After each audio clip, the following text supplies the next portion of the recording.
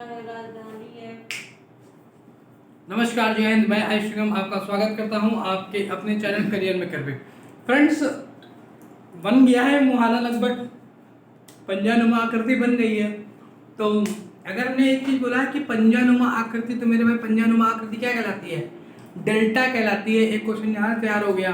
अच्छा, अगर विश्व का सबसे बड़ा डेल्टा, तो सुंदरबन का डेल्टा कौन सी नदी बनाती है?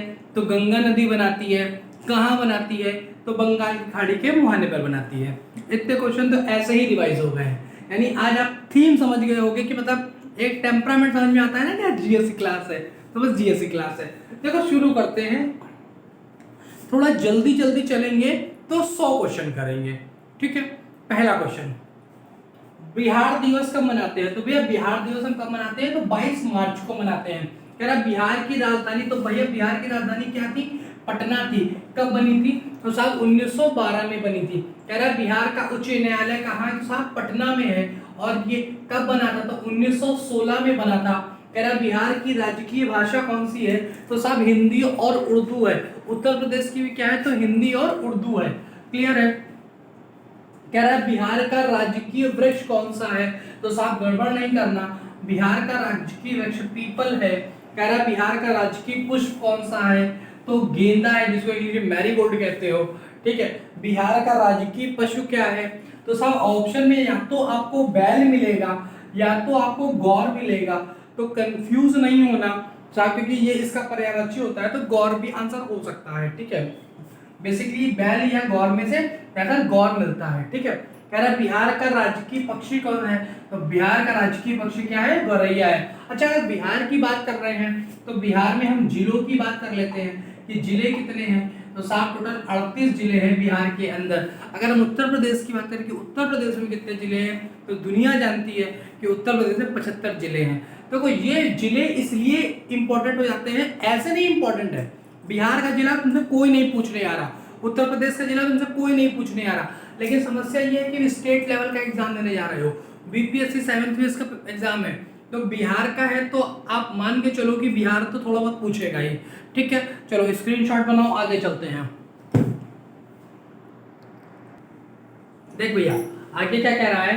कह रहा है बिहार का सर्वाधिक जनसंख्या वाला जिला पटना, पटना, पटना, ठीक है। अच्छा देखो, तुमको एक क्वेश्चन बता देते हैं, कंट्रोवर्शियल है, ठीक है, क्योंकि उसके आंसर आपको जगह जगह अलग अलग मिल रहे हैं। क्वेश्चन आएगा, बिहार का सबसे बड़ा शहर, सबसे बड़ा शहर, तो साहब आंसर करना पटना। अगर पूछेगा सबसे बड़ा जिला, तो आप आंसर करना पश्चिमी चंपारण, ठीक। उसके बाद क्या है? अच्छा, अगर सर्वाधिक जनसंख्या वाला पूछा है तो सबसे कम जनसंख्या वाला ही पूछेगा, तो साहब सबसे कम जनसंख्या वाला जिला कौन सा हो जाएगा? शेखपुरा हो जाएगा। अगर कहेगा सबसे कम लिंगानुपात किस जिले का है, तो साहब मुंगेर का है। सर्वाधिक लिंगानुपात तो साहब गोपालगंज का है। सर्वाधिक लिंगानुपात कहाँ का है? तो गोपालगंज का। यहाँ 1000 पुरुषों पर 1049 महिलाएं हैं, ठीक है। सर्वाधिक साक्षरता, सर्वाधिक साक्षरता वाला जिला, तो साहब सर्वाधिक साक्षरता वाला जिला हमारा रोहतास हो जाएगा। और सबसे कम साक्षरता वाला, तो सबसे कम साक्षरता वाला जिला हमारा क्या हो जाएगा? पूर्णिया हो जाएगा। अच्छा, बिहार में के पूर्णिया डिस्ट्रिक्ट को हम मिनी दार्जिलिंग के नाम से भी जानते हैं, मिनी दार्जिलिंग के नाम से, याद रखना, ठीक है। थोड़ा सा याद रखना, इंपॉर्टेंट बन सकता है क्वेश्चन, अगर थोड़ा सा टच किया इधर उधर से तो ये बन सकता है कि पूर्णिया को किस नाम से जानते हैं? तो मिनी दार्जिलिंग के नाम से जानते हैं, क्लियर है। सर्वाधिक वर्षा वाला जिला तो किशनगंज वाला है, ये सब जानते हैं, इसका आंसर लगभग पता रहता है कि सर्वाधिक वर्षा वाला जिला कौन सा है? तो किशनगंज है। अच्छा, सबसे कम वर्षा वाला पूछेगा तो औरंगाबाद है, ये ध्यान रखना। अच्छा, औरंगाबाद एक महाराष्ट्र में भी है, वो नहीं है, ये सबसे कम बिहार वाला है, ठीक है। अगर सबसे ठंडा जिला पूछेगा तो साहब सबसे ठंडा जिला कौन सा है? तो गया है, ठीक। आप मत देखना कि क्वेश्चन का लेवल हल्का है, सब हल्का नहीं है, अगर पेपर में आ गया ना तो बताया नहीं निकलेगा, ठीक। चले आगे, चलो देखो आगे की तरफ चलते हैं। कह रहा है बिहार शब्द का अर्थ क्या है? साहब ये क्वेश्चन इंपॉर्टेंट है, क्योंकि जनरली पूछ बैठता है कि बिहार शब्द का अर्थ आपको पता है? तो बौद्ध मठ, बिहार का अर्थ होता है बौद्ध मठ। बिहार में एक यूनिवर्सिटी थी, नालंदा यूनिवर्सिटी, ठीक है। तो नालंदा यूनिवर्सिटी को खत्म करने में बेसिकली किसका हाथ था, पूछता है किस जाति विशेष का हाथ था, तो मुसलमानों का हाथ था, ठीक है। उसके बाद कहता है बिहार में नमक सत्याग्रह कब प्रारंभ हुआ, तो साहब 15 अप्रैल 1930 को प्रारंभ हुआ। कह रहा बिहार का पृथक प्रांत के रूप में मांग कब हुई, तो ध्यान रखना दो सवाल बनते हैं, मांग कब हुई तो 1906 में हुई, लेकिन गठन कब हुआ तो 1912 में हुआ। अगर पूछ ले कि पटना उच्च न्यायालय की स्थापना कब हुई तो 1916 में हुई। क्लियर है। कह रहा बिहार का मुगल साम्राज्य के रूप में गठन कब हुआ, दो अलग अलग क्वेश्चन है, ध्यान रखना। बिहार का मुगल साम्राज्य के रूप में गठन कब हुआ तो 1580 में हुआ। साहब कब हुआ 1580 में हुआ, लेकिन वैसे गठन कब हुआ तो 1912 में हुआ। क्लियर। कह रहा झारखंड बिहार से कब अलग हुआ, झारखंड बिहार से कब अलग हुआ था, 15 नवंबर सन 2000 को अलग हुआ था, ठीक है। आगे कह रहा है बिहार और उड़ीसा का विभाजन कब हुआ था, तो साहब बिहार उड़ीसा कब कटा था तो 1936 में ही कट गया था। बिहार सोशलिस्ट पार्टी के संस्थापक कौन है, तो साहब बहुत बड़ा नाम है राजनीति में, बाबू जयप्रकाश नारायण जी का। तो किसने स्थापना की थी, बाबू जयप्रकाश नारायण जी ने की थी। अच्छा, बिहारी समाचार पत्र के संपादक कौन है, तो बाबू महेश्वर प्रसाद है, ठीक है। लेकिन यार यहाँ इसका क्या काम है, तो यहाँ इसका काम इसलिए है कि बिहारी नाम का जो समाचार पत्र है वो बिहार से प्रकाशित होता था, और बिहार का बहुत ही जाना माना, जैसे अपने यहाँ है दैनिक जागरण, तो बस वैसे ही वहाँ का बिहारी था। बिहार के किस स्थान पर भारतीय राष्ट्रीय कांग्रेस का 1922 में अधिवेशन हुआ था, तो साहब पता है तुमको हरिपुरा में हुआ था। कहाँ हुआ था, हरिपुरा में। अरे तुमसे एक चीज और पूछ सकता है वो, अच्छा ऐसा सवाल अगर ऐसे पूछता कि कांग्रेस का 1922 में जो अधिवेशन हुआ था वो कहाँ हुआ था, तो हरिपुरा में हुआ था। अच्छा एक क्वेश्चन ये बनेगा कि हरिपुरा में किस वर्ष भारतीय राष्ट्रीय कांग्रेस का अधिवेशन हुआ था, तो 1922 में हुआ था। तो क्वेश्चन कैसे भी पूछे आंसर हमें आना चाहिए। क्लियर है, समझ में आ रहा है। चलो आगे की तरफ बढ़ते हैं, स्क्रीनशॉट बनाओ। देखो अगला क्वेश्चन कह रहा है कि बिहार में किसान सभा की स्थापना की, तो साहब सहजानंद सरस्वती जी ने की थी। किसने की थी, किसने की थी, तो सहजानंद सरस्वती जी ने की थी। अगला कह रहा है बिहार प्रांतीय किसान सभा का गठन कब हुआ था, तो साहब मार्च 1929 में हुआ था। अगला कह रहा है बिहार बंगाल से कब पृथक हुआ था, तो भैया जब गठित हुआ था तब भी पृथक हुआ था, तो कब हुआ था 1912 में हुआ था। 1857 की क्रांति में बिहार के नेता कौन है, इंपॉर्टेंट सवाल है, कौन थे, तो साहब कुंवर सिंह थे। अगला कह रहा है पटना को प्रांतीय राजधानी बनाया, तो साहब किसने बनाया, शेर शाह ने बनाया। कह रहा नालंदा विश्वविद्यालय का वैभव नष्ट किया था, तो बख्तियार खिलजी ने किया था। तो मैं कंफ्यूज पता है क्या करेगा, वो सारे खिलजी के नाम लिख देगा, जय खिलजी, वे खिलजी, वे खिलजी, सब खिलजी, महाओ खिलजी लिख देगा। तो तुमको याद रखना कि बख्तियार खिलजी के द्वारा हुआ था।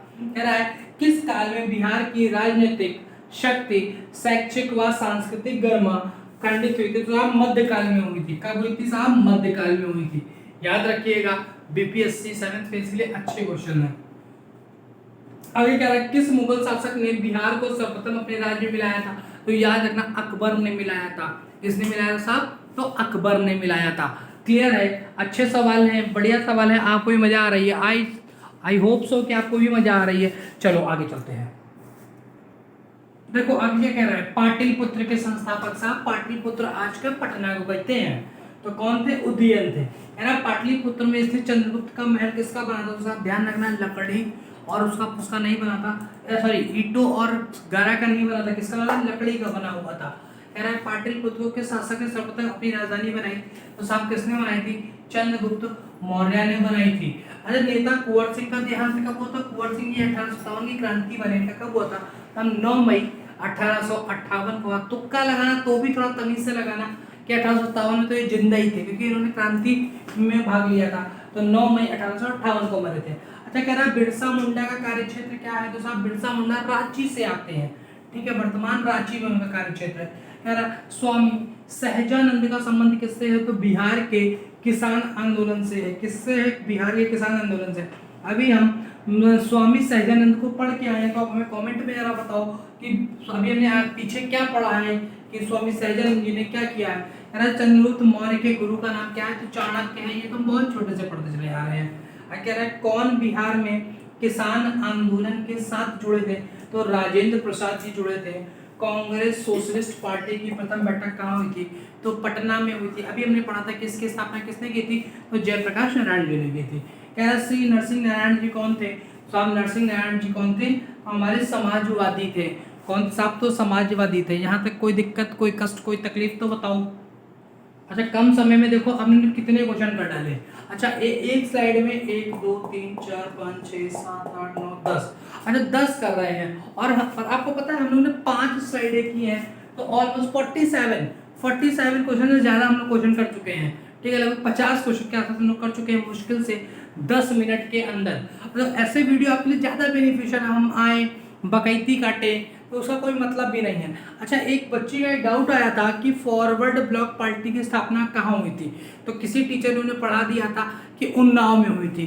तो देखो टीचर है उसे कॉन्सेप्ट नहीं क्लियर है तो चलता है, बाकी आप अपना कॉन्सेप्ट क्लियर रखो। कहाँ हुई थी, तो कोलकाता में हुई थी। बात खत्म। जिसने की थी सुभाष चंद्र जी बोस ने की थी। कहाँ हुई थी, कोलकाता में हुई थी। किसने क्या पढ़ाया, गलत पढ़ाया, सही पढ़ाया, डजंट मैटर, तुम सही पढ़ो बस, बात खत्म होती है। ठीक, चलो आगे चले। चलो भाई साहब आगे देखते हैं क्या रहा है। रामचंद्र शर्मा किस गांव से हैं, तो साहब किस गांव से हैं, तो अमराहा गांव से है। जगत नारायण लाल को किस जेल में रखा, तो बांकीपुर जेल में रखा गया था। कहाँ रखा गया था मेरे भाई, तो बांकीपुर जेल में रखा गया था। कह रहा किस देश की सीमा बिहार से लगती है, तो नेपाल की सीमा लगती है। और बिहार के किस जिले से लगती है, तो साहब सीतामढ़ी से लगती है। बड़ी सुंदर जगह है, कभी जाना अगर घूमने, आफ्टर ज्वाइनिंग तो वहीं रहोगे, तो सीतामढ़ी घूमने जाना, बड़ी सुंदर जगह है। ठीक है, कह रहा बिहार के कितने प्रतिशत जमीन से झारखंड बना, तो कितने प्रतिशत जमीन से झारखंड बना, तो 45.885% से बना था। कह रहा बिहार का स्ट्रोक कौन सा है, तो बिहार का स्ट्रोक कोसी नदी को कहते हैं। अच्छा अगर देखो बिहार देखे है ना, तो लग गया तुमको पश्चिम बंगाल का स्ट्रोक बता दो, तो दामोदर नदी होगा। अच्छा ये सबने पढ़ रखा है, ये 2 क्वेश्चन सबने पढ़ रखे हैं कि बिहार का स्रोत क्या है, कोसी नदी है। अच्छा उसके बाद क्या है कि बंगाल का स्रोत कौन सा है, तो तुमको ये भी पता रहेगा कि दामोदर नदी है, ये भी पता है। लेकिन तुमसे पूछ बैठे अच्छा कि उड़ीसा का स्रोत कौन सा है, तो तुमको 2 मिनट सोचने पे मजबूर कर देगा कि उड़ीसा का स्रोत महानदी को कहते हैं। अच्छा ईमानदारी से कमेंट करके बताओ कि किसको किसको एक्चुअल में पता था कि बिहार का उड़ीसा का स्रोत महानदी को कहते हैं। ठीक है, आगे कह रहा है आम की वह प्रजाति जो सिर्फ बिहार में होती है, तो साहब कौन सी प्रजाति सिर्फ बिहार में होती है, तो सफेदा होती है। कौन सी, सफेदा, जो सिर्फ बिहार में होती है। बिहार में बहने वाली किस नदी का उद्गम अमरकंटक से है, भाई ध्यान रखना सोन नदी का है। बिहार में एक तेल शोधक कारखाना है, वो कहाँ पे है, तो मेरे भाई बरौनी में है। कहाँ पे है, बरौनी में है। ठीक है, कह रहे बिहार की किस नदी पर बहुउद्देशीय परियोजना का निर्माण कार्य होता है। बहुउद्देशीय मतलब एक कोई चीज बनाई जाएगी, उससे बहुत सारी चीजें डेवलप की जाएंगी। जैसे फॉर एग्जांपल अपना रिहंद डैम जो है वो बहुउद्देशीय परियोजना है, क्योंकि उससे बिजली का निर्माण होता है, पानी को रोकते हैं। यार देखो पावर कट हो गया है, तो इसको यहीं पे खत्म करते हैं। बाकी मुंह था 100 क्वेश्चन कराने का, लगभग हम लोगों ने किए 57-58 क्वेश्चन किए हैं, 60 क्वेश्चन राउंड किए हुए। कह रहा है किसके उत्पादन में बिहार अग्रणी है, तो साहब ध्यान रखना मखाना जो होते हैं हमारे मखाने, उसके उत्पादन में बिहार अग्रणी है। डालमिया क्यों प्रसिद्ध है, गलत मत करना, डालमिया की सीमेंट आती है, लेकिन वो प्रसिद्ध किस लिए, तो चमड़ा उद्योग के लिए, जिसके लिए अपना कानपुर और आगरा प्रसिद्ध है। वैसे ही बिहार का डालमिया किस लिए प्रसिद्ध है, तो वो भी चमड़ा उद्योग के लिए प्रसिद्ध है। तो साहब पावर कट की वजह से आज हमें क्लास को यहीं पे समाप्त करना पड़ रहा है। तब तक के लिए मौज काटो। अच्छा स्क्रीनशॉट लेना है, लो अच्छा स्क्रीनशॉट बना लो, बनाओ स्क्रीनशॉट बनाओ। ठीक है, तो तब तक के लिए मौज काटो, स्वस्थ रहो, मस्त रहो, खुश रहो। ठीक, मिलते हैं नेक्स्ट क्लास में। तब तक के लिए जय हिंद जय भारत। अच्छा सा रिस्पॉन्स देना, प्यार देना अपना वीडियो को, और कमेंट सेक्शन में लिखना। ठीक, तब तक के लिए जय हिंद जय भारत।